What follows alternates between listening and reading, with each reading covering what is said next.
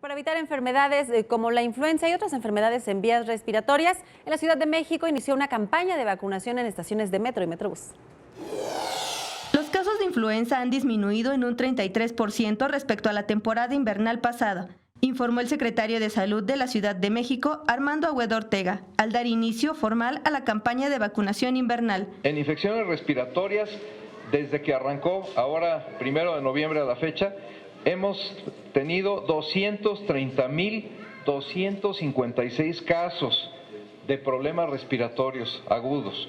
¿Qué significa?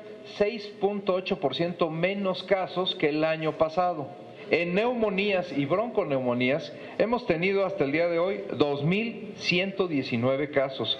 31.7% menos casos que la temporada pasada. Y en influenza tenemos 2 casos. 33% menos casos que la temporada anterior. De igual forma, el secretario de Salud recalcó que en 58 estaciones del metro, 18 estaciones del Metrobús, 12 unidades de salud dentro de los metros y en todos los centros de salud, los usuarios podrán aplicarse la vacuna contra la influenza, neumococo y rotavirus.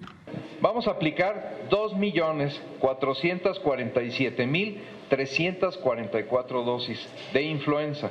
2,447,344 dosis en toda la Ciudad de México.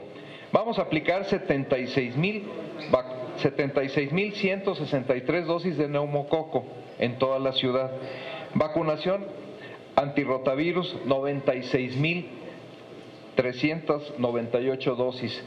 Asimismo, destacó que los sectores más vulnerables para contraer alguno de estos virus son niños menores a 5 años, mayores de 65, mujeres embarazadas, personas con problemas respiratorios y obesidad, por lo que invitó a la población a aplicarse la vacuna, la cual es gratuita. Con imágenes de Joel Arias, Mariana Sánchez, 21 Noticias.